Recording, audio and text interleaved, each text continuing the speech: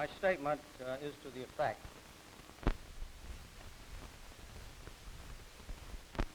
in 1968, a new phase is now starting. We have reached an important point when the end begins to come into view. What is this third phase we're about to enter? In phase 3 in 1968, we intend to do the following. Help the Vietnamese armed forces to continue improving their effectiveness. Continue pressure on the North to prevent rebuilding and to make aggression more costly. Turn a major share of frontline DMZ defense over to the Vietnamese Army. But it is conceivable to me that within 2 years or less, it will be possible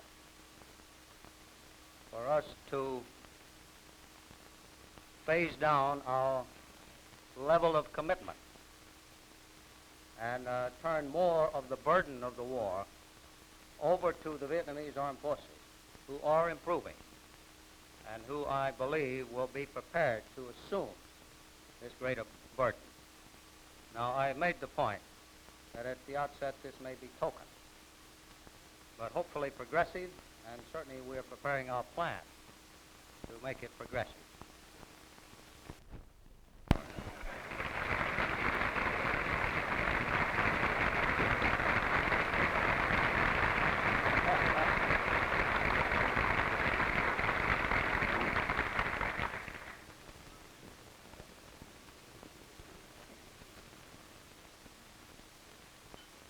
There have been the precedent for countless future wars of a similar nature.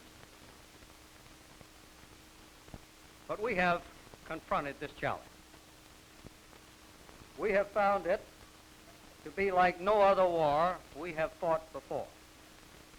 There are no moving front lines, just a changing picture of small actions scattered over the country.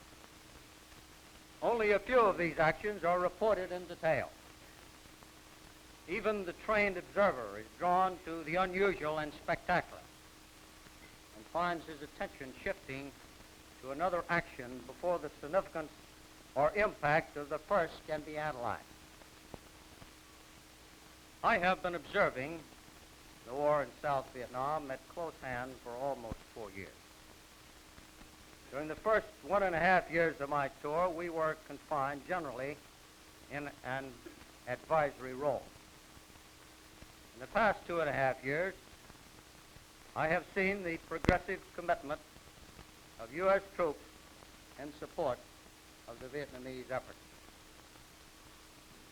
I am absolutely certain that whereas in 1965 the enemy was winning, today he is certainly losing. There are indications that the Viet Cong and even Hanoi may know this.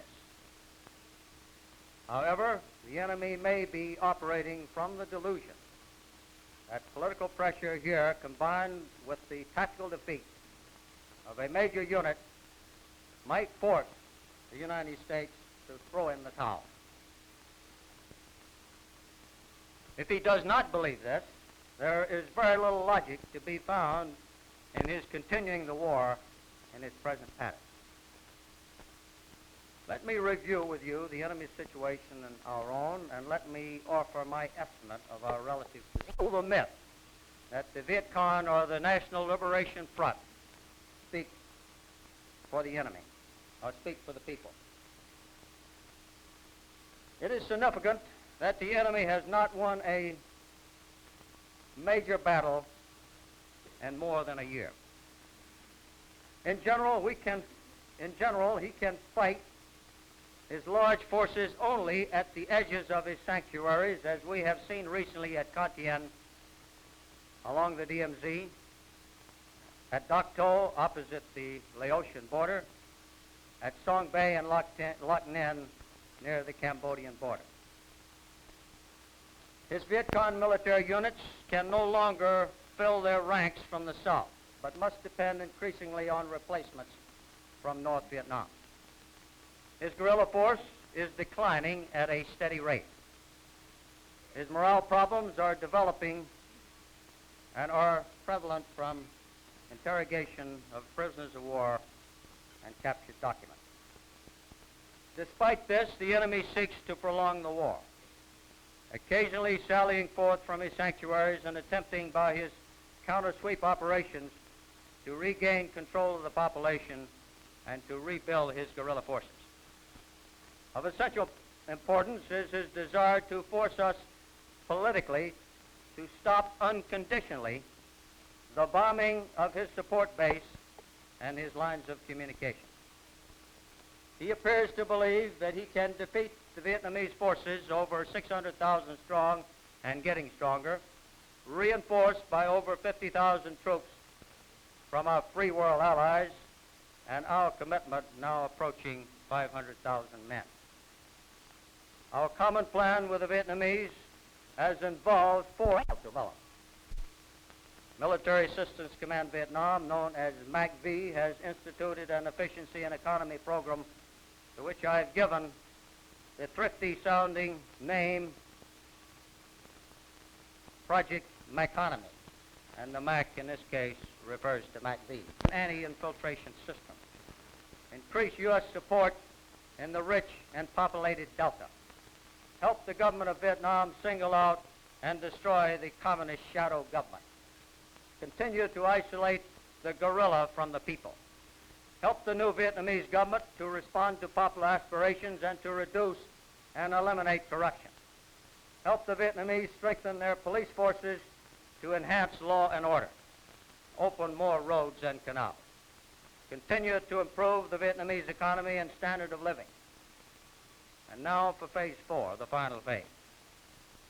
That period will see the conclusion of our plan to weaken the enemy and strengthen our friends until we become superfluous. The object will be to show the world that guerrilla warfare and invasion do not pay as a new means of communist aggression. I see phase 4 happening as follows. Infiltration will flow. The communist infrastructure will be cut up and near collapse. The Vietnamese government will prove its stability, and the Vietnamese army will show that it can handle the Viet Cong.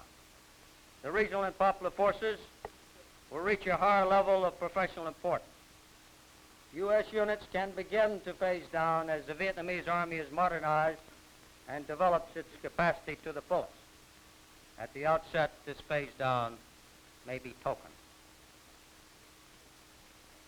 The military physical assets, bases, and ports will be progressively turned over to the Vietnamese. The Vietnamese will take charge of the final mopping up of the Viet Cong, which will probably last for several years. The U.S., at the same time, will continue the developmental help envisioned by the President for the community of Southeast Asia. You may ask how long phase 3 will take before we reach the final phase. We have already entered parts of phase 3. Looking back on phases 1 and 2, we can conclude that we have come a long way. I see progress as I travel all over Vietnam. I see it in the attitudes of the Vietnamese. I see it in the opening of roads and canals. I see it in the new crops and new purchasing power of the farmer. I see it in the increased willingness of the Vietnamese army to fight North Vietnamese units, and in the victories they are winning. Parenthetically, I might say that the U.S. press tends to report U.S. action, so you may not be as aware as I am of the victories won by the South Vietnamese armed forces. The enemy has many problems. He is losing control of the scattered population under his influence. He is losing credibility with the population he still controls. He is alienating the people by his increased demands and taxes where he can impose them. He sees the strength of his forces steadily declining. He can no longer recruit in the South to any meaningful extent. He must plug the gap with North Vietnamese men. His monsoon offensives have been failures. He was dealt a mortal blow by the installation of a freely elected representative government. and he failed in his desperate effort to take the world's headlines away from the Vietnamese presidential inauguration by a military victory. Lastly, the Vietnamese Army is on the road to becoming a competent force. Korean troops in Vietnam management programs which have been installed successfully in the Vietnamese Army are being expanded to the regional and popular forces. We are making progress. We know you want an honorable and early transition to the fourth and last phase. So do your sons, and so do I. It lies within our grasp. The enemy's hopes are dim. With your support, we will give you a success that will impact not only on South Vietnam, but on every emerging nation in the world.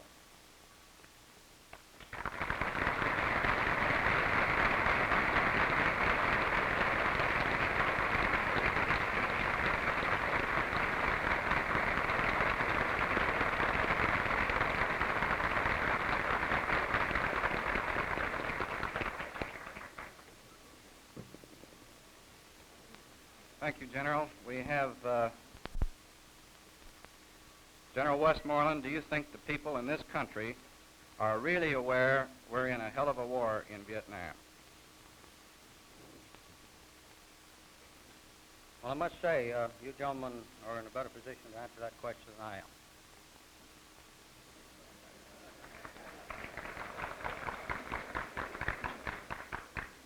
In view of Secretary McNamara's ill-founded optimism a couple of years ago, aren't you uncomfortable when you say we may be able to withdraw troops from Vietnam in a couple of years? General, has civilian marksmanship training any value to the American soldier in Vietnam?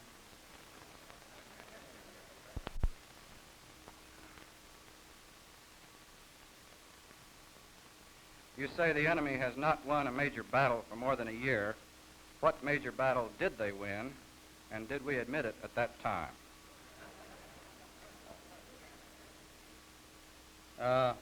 Yes, we did admit it, and it was not really a major battle, but it was a significant battle.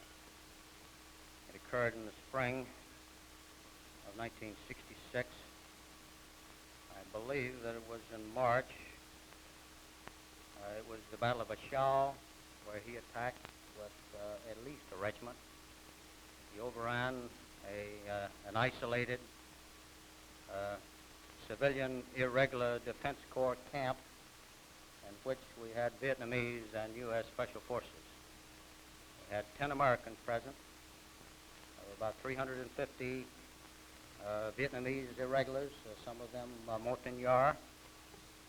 The attack took place at night. The garrison was overwhelmed. It was overrun. The enemy since that time has had control over this valley, which is in western Thu Tan and province along the Quang Nam provincial border, just north of the Quang Nam provincial boundary. I consider it a significant victory. General, none of the phases you outline mentions surrender by North Vietnam. What is the significance of this omission, or was it really an omission? Well, it's rather difficult to conceive a total military victory in the classic sense. And I think one would have to assume that such would be the case if the enemy were to surrender. We're fighting a limited war with limited objectives and with limited means. The ground war is confined to the territory of South Vietnam. You might say, in a strategic sense, we're on the defensive. Now, let me hasten to add that our tactics in South Vietnam are very much offensive. But strategically speaking, we do have an offensive air campaign to the north along his lines of communications, which is a very important part of our strategy. But without ground actions to the north, where the enemy's territory is invaded, and this is not in consonance with our national policy. It's difficult to conceive of a surrender, but it is not difficult to conceive that the enemy may decide that he can't win. And the longer he holds out, the weaker he will get. This is in fact happening, but he does not yet apparently realize this. General, we're bound to have a few armchair generals, and we can't resist asking a few tactical questions. One of them is, what is your rationale for fighting the enemy on such unfavorable terrain on our side such unfavorable terrain to our side as we would have to fight him further inland. By virtue of his movement, he would cut the roads. He would overrun hamlets and villages. We'd have a major refugee problem on our hands. We would find that the provincial and district seats would be isolated, and we would be able to communicate with them only by air.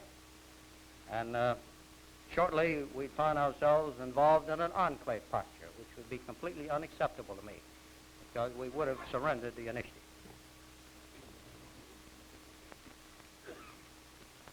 General, have you all you need to fight the war? Planes, helicopters, pilots, men?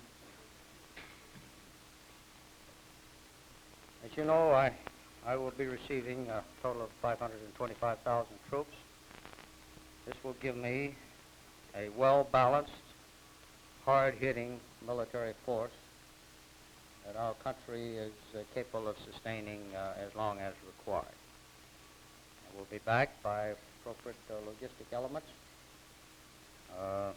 Since we have built the ports and the airfields and the POL tank farms, it did not exist when we started deploying troops in the summer of '65. At that time, we had one deep-water port, 3 small jet-capable airfields, 1 civilian-run POL tank farm. We started from scratch. I had no logistic troops, no engineers. We had to build this physical infrastructure so that large troops could be deployed and supported. And my major concentration during that first year was to build in an undeveloped country this physical infrastructure, the facilities required to support ground troops and sustain combat. As a matter of passing interest, this is the first time in our history where we've had to deploy large ground forces and fight them in sustained combat in an undeveloped country. In North Africa, we inherited this physical infrastructure, such fine ports as Casablanca, Oran, Algiers, Bizerte. In Western Europe, of course, we inherited a modern, sophisticated physical infrastructure. And even in Korea, we had the fine port of Busan and later Incheon. And from the single port of Incheon, we were able to support our troops deployed across the narrow neck of the Korean Peninsula, but not so in Vietnam. And we have had the wherewithal to put real pressure on the enemy for a little over 1 year. This applies to the enemy in the south, and it also applies to our air pressure campaign in the north, because the target restrictions did not permit putting pressure on the enemy along his lines of communication and his support areas during the first year of the war. But now we have the wherewithal to continue to put pressure on the enemy and to accelerate that pressure. And I feel the force that I will receive is going to be a well-balanced, hard-hitting military organization that can sustain the pressure indefinitely. Now, the young men that man this force, most of them are young men, I'm an exception, are there for 1 year, unless they volunteer to extend. So it's not a question of the boys being brought home. The boys are coming home after 1 year unless they volunteer to extend, and we're having a great number who do, in fact, volunteer to extend. I find in this environment that the young men develop. Well, I would like to stop the introduction of arms and ammunition into North Vietnam that will be eventually used against our aircraft or against our troops in the South. It's a difficult problem to accomplish this with respect to the introduction of equipment by sea and consideration of international law and other factors. So this is one of those matters that goes beyond the military. But from a military viewpoint, without passing judgment on how we should stop the introduction of these supplies and the material that will be used against us, I would like to see it stopped.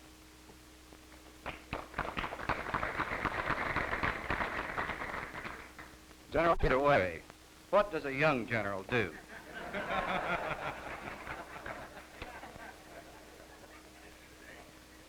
He says goodbye and thank you very much for your kind attention.